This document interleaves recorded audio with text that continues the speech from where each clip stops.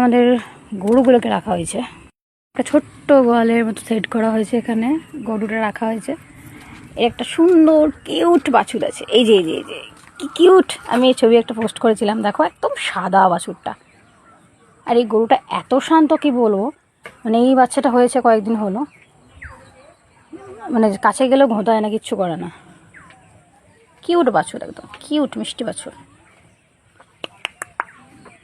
মা কি কিউট, কিউটে ডিব্বা পুরো, দেখো চোখগুলো একদম কাজল পড়ার মতো কালো। ননি বাছুরটা এখন মায়ের দুধ খাচ্ছে।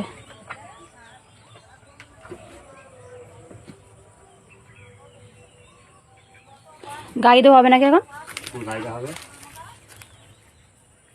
ও মা কি সুন্দর আদর করছে।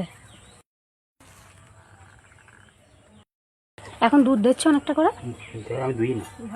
আচ্ছা হ্যাঁ, বাচ্চাটা খাচ্ছে।